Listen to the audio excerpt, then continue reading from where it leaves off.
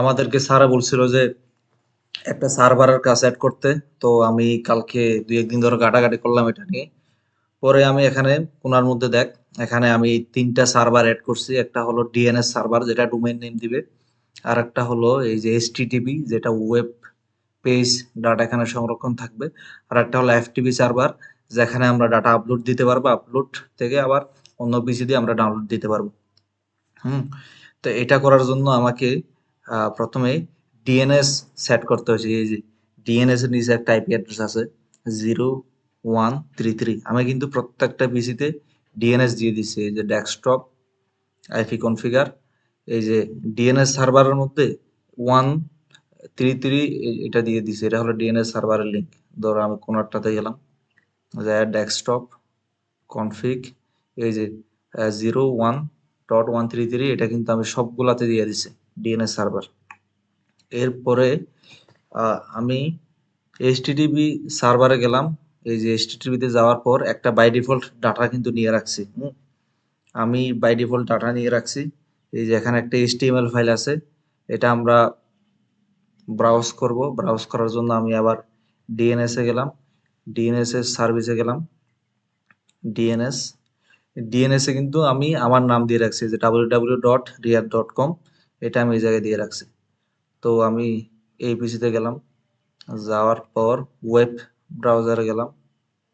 Web ব্রাউজারে যাওয়ার পর আমি এখানে লিখব যে www.riyadh.com দেওয়ার পর গো দিব বা এন্টার দিব। একটু সময় নিবে।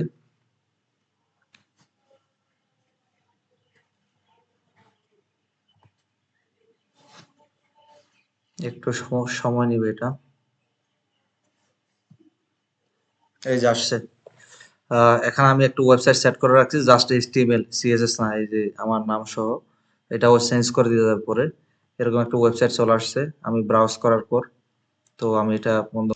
আচ্ছা, এখন দ্বিতীয় একটা কাজ হলো আমরা এক পিসি থেকে আপলোড দিব। এই যে এই পিসি থেকে আমরা ডাটা আপলোড দিব। ডাটা আপলোড দেওয়ার জন্য আমরা প্রথমে এফটিপি সার্ভারে যাব। এফটিপি সার্ভারে সার্ভিসে গেলাম। সার্ভিসে এফটিপি সার্ভারে গেলাম। এই যে এফটিপি সার্ভার আমি একটা ইউজার নেম পাসওয়ার্ড দিয়ে আমার আইডি খুলে রাখছি রিয়াদ 5066। আর এখানে আমি পারমিশন দিলাম রাইট রিড ডিলেট এগুলা করতে পারবে।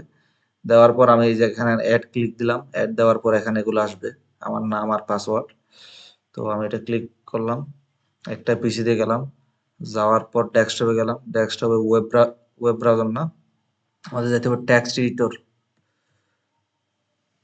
টেক্সট এডিটরে গিয়ে একটা ফাইল খুলবো। একটা ফাইল খুলবো টেক্সট এডিটরে। আমি লিখলাম CLL হ্যালো ওয়ার্ল্ড। এটা আমি লিখলাম। লেখার পর সেভ দিলাম।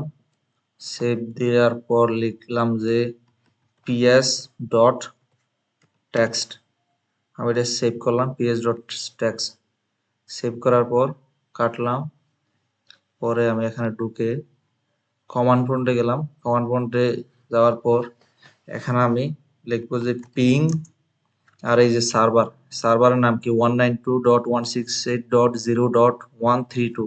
এটা আমি লিখবো 192.168.0.132।